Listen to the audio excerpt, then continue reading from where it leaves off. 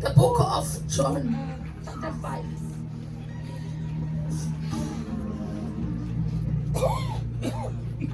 The nicest thing ukuthi sonke siyakwazi ukuhamba. Hallelujah. Kodwa namhlanje uKristu Jesu uzofuna abantu abakwaziyo ukunderstanda umusa kaJehova. Amen. Umusa kaJehova uNkulunkulu ayezokhuluma ngayo la kwakuumusa ayezonikeza inhliziyo ebamba umzimba.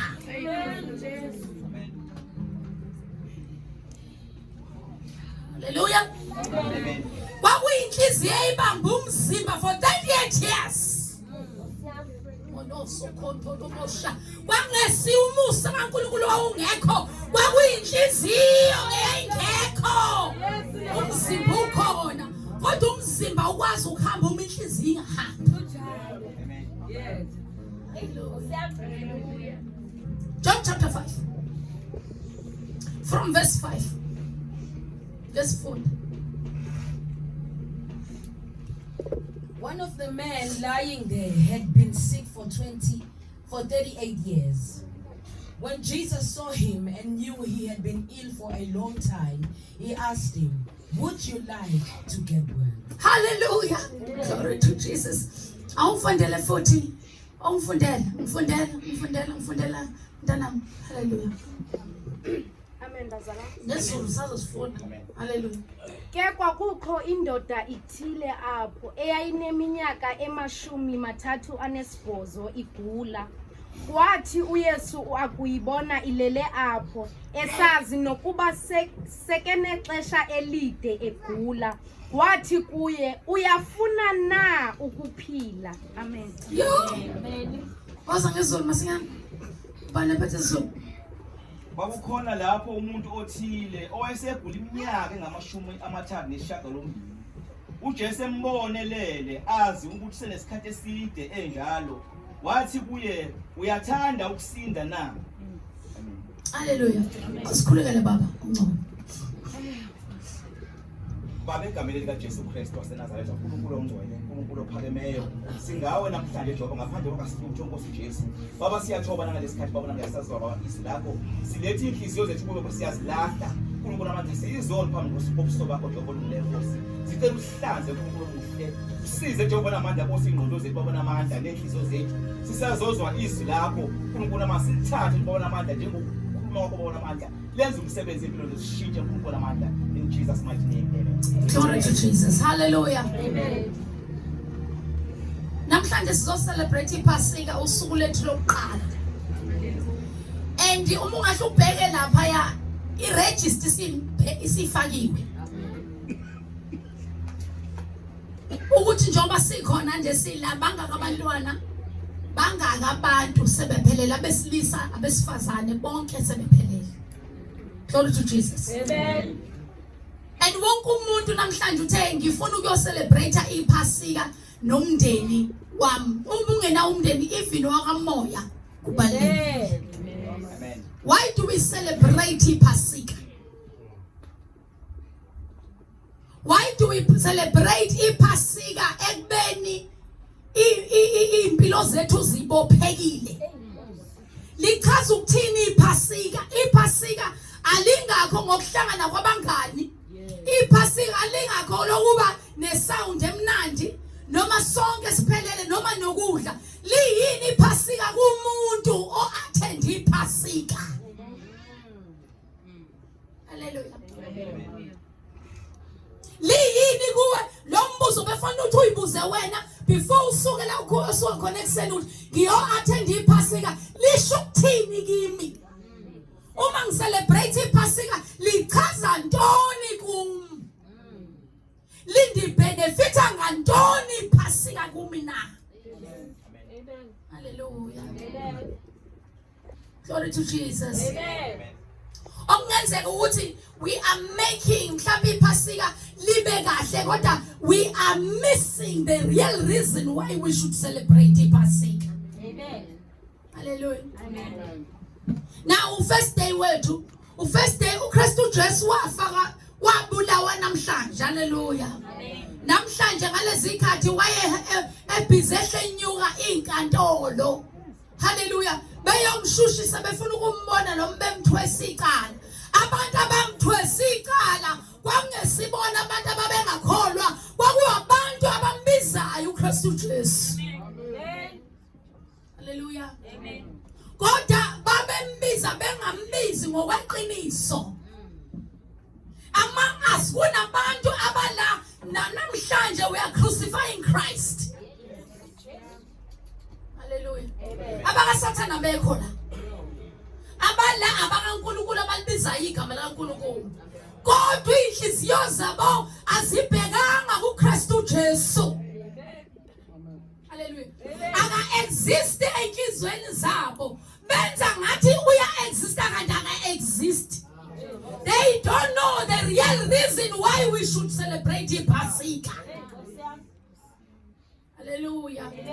Ngenkathi yoshushiswa abantu ababengakholwa bamfumana enganaqala bathi sigaza izandla zethu ngoba kanaqala.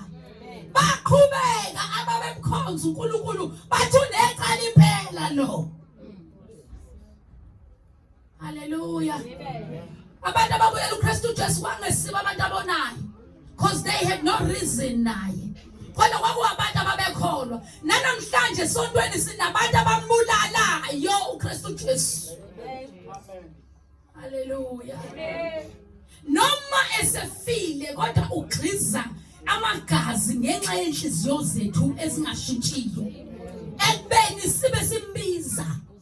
Ayikho into ebuhlungu uKristu Jesu ezobulawa abantu ababethe bakhonza uBaba Jehova.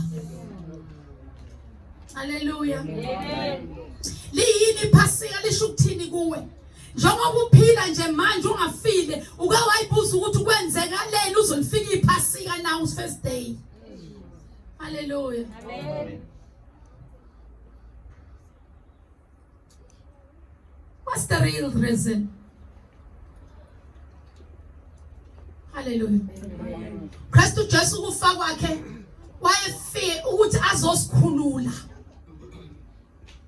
Azokhulula wonke umuntu. Yes, Lord.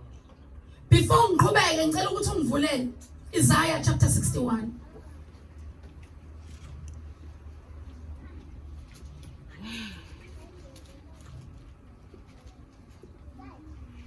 Libongwe kabantu. 60. Lebosia,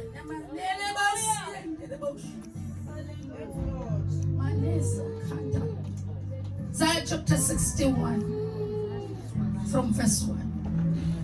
The Spirit of the Sovereign Lord is upon me. The Spirit of the Lord is here. Hallelujah. Hallelujah. Hallelujah.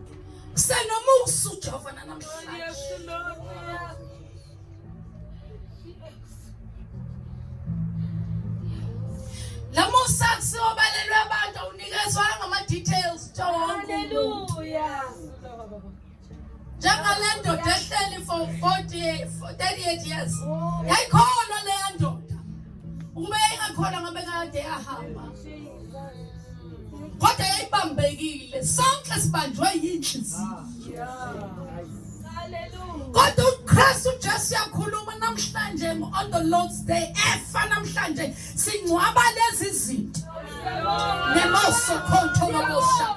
Isikhathi sokuthi amathuna avuleke amukele lezi zinto sikhona. The Spirit of the Lord esizovula ama-grave. Kanemoso khonto ngobosha khante mosekende. Nemosi yakhante. The Spirit of the Lord.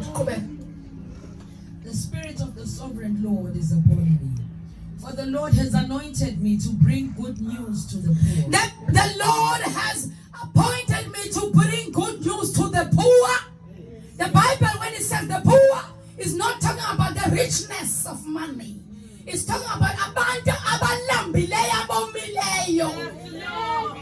Abantu abaneyinkinga abanazo abathi Nkosi ukube namhlanje ungangethusa noma ungawuthula umthwalo nawo.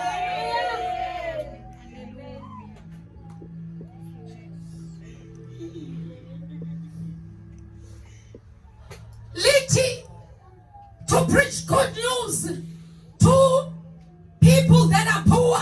Who is poor? Nemosakane ebusuku uyayazi inkinga yakho. Nenobosokhonto. AmaZulu athi mayitranslate leli gama elithi poor likhona even nakuMateyu chapter 5. Yes, Lord. Uthi mayitranslate ubaba Jehova uthi the poor is like a person who needs something onje thirsty. Nerebo shakanta. Olambele ususo umthwalo. Olambele ukususa inyembezi. Olambele ukususa noma ngabe yiphi inkinga embambileyo. Uthi ke bless are the poor in spirit. Yes, Lord. Moshakante rebo. Umuntu ongena progress, umuntu ongaboni lutho, umuntu othi endleleni yami uma Nkosi ungafika namhlanje. Uzunga ngedluli moya wethu. Namhlanje ngempela for real, kwasho priestess at for real, for real. Awuthule baba. Hallelujah. Hallelujah. For real, for real. Yes, I've said it before. Yes, I've said it before. But right at this moment,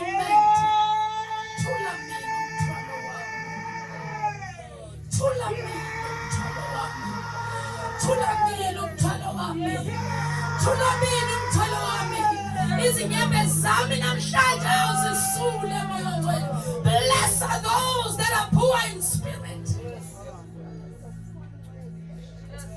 Glory to Jesus.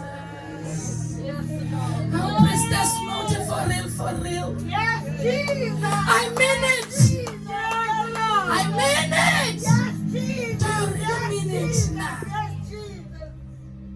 Yes, Jesus. Yes, Jesus. Yes, Jesus. The woman who are poor in spirit, when they see for some more Utu se hambe mongo dokotela for 12 years. Umombo tungapheli. Utu wakhulume yedwa ngoba wayisela mphile. Wathuma ngathi ntombeto. Noma engasangithintanga isandla.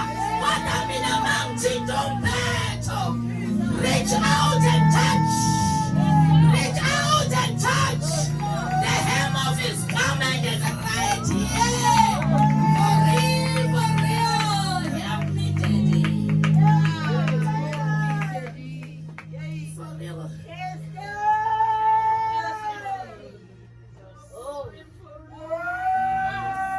I wanna have a good heart. I wanna have a forgiving heart. I wanna be clean. How does it taste to be clean, Jesus?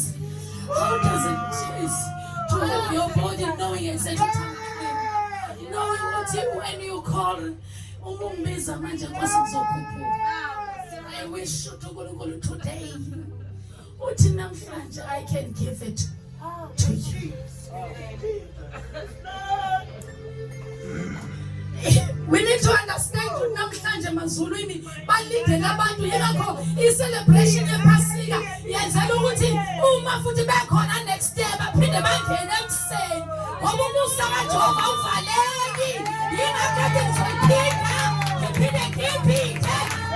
ngiphinde kodwa ufuna na ngoba lento yabafunayo menemo sokhotho namhlanje abantu abafunayo Nkosi uJesu uyenza umusa wawenza ngiyazi last time ngudlulile kodwa ke Nkosi iphinde kwenzeka futhi ekade ngithi ngiphinde ngikwenze uphinde kwenzeka Nkosi uJesu uthi namhlanje uyopresent umusa angasali kulomusa I lift up my hands unto you and I lift up my hands unto you as open as they are. Touch me, Jesus. Renew me, Jesus. Mold me, Jesus. Make me, Jesus. Make me anew. Let me be fresh today. Right at this moment.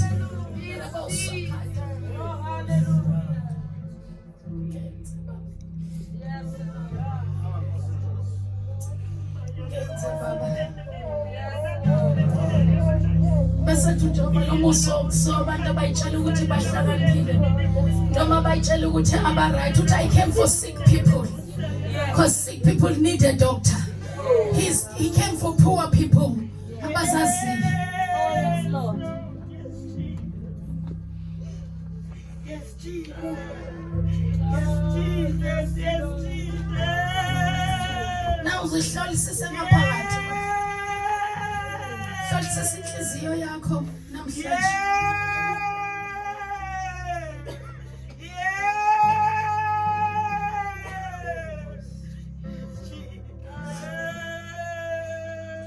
For the priestess, He has sent me to comfort the brokenhearted, uthi hey baphe abantu abone ababanjwe impilo yabo ibambeke ngenxa ukuthi boniwa abantu. Uthi namhlanje is a special day for those that have been hurt by people.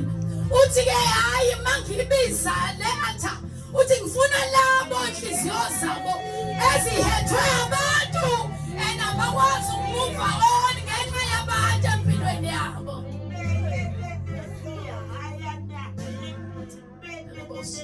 Are you hurt? Were you hurt by your loved one? Were you hurt by your family? Were you hurt by your mother? Were you hurt by your daddy? Were you hurt by your husband? Were you hurt by your wife? Were you hurt by somebody else? Today is the day for those that are broken.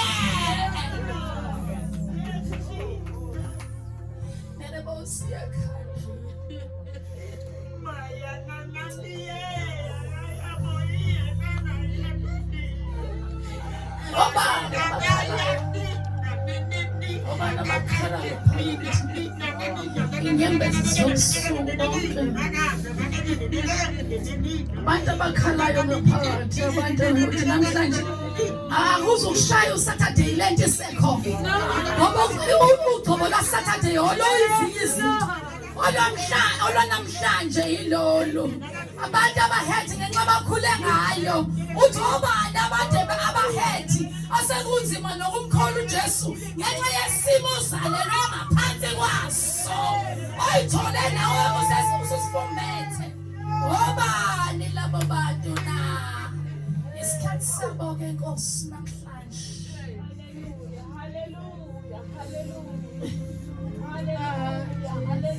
Just mina abathi ayazi ukuthi ngiyamthanda uJesu ukuthi impilo ngiphilayo.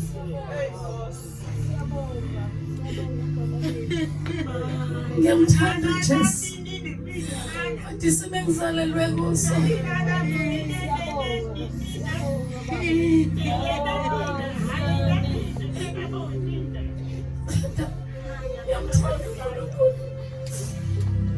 But does Jesus understand my pain? Does Jesus understand the pain I've went through? Does Jesus understand really? Does he? Yazi ngizile uzoattend iphasika kodwa nginani nginelonda ngaphakathi.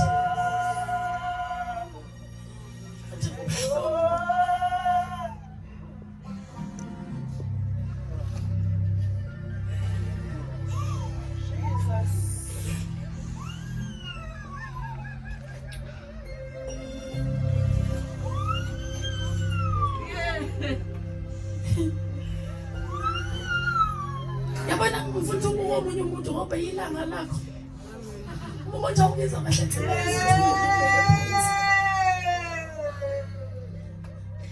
Ngikula abasathi buyo even kumanje ngihlala ekhaya. Angihlali nabazali bami.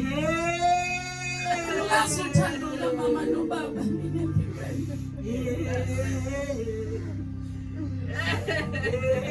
Does really Jesus understand how it feels ukuthi uhlale kabuhlungu? Namhlanje sizolungisa izinto ngoba liyazanyaza iswiti. Akekho umuntu ozohamba ephethe umthwalo, ozohamba ophethe umthwalo ngoba befuna yena. Hallelujah. Lo Jesu ngoba uyazi ukuthi ubuhlungu kanjani ukulala ngokudla ubolile. Ngoba engekho umama nebaba ongangipho ukudla. Kodwa ngimkhonza ngaliphi uKristu Jesu. Uthi uKristu Jesu uzile labo bantu.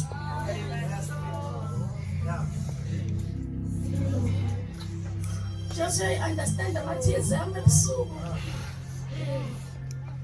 Ngiyama understand.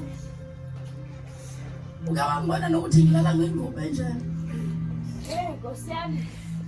Athi uyazi ngikhona ngiyangifisa ukuthi esikoleni ngiyofunda kodwa wayengekho ubaba. Angimazi athi omunye angimazi. Uthi uyaphila kodwa yini simakade uma ukhona lobubuhlungu bukaka.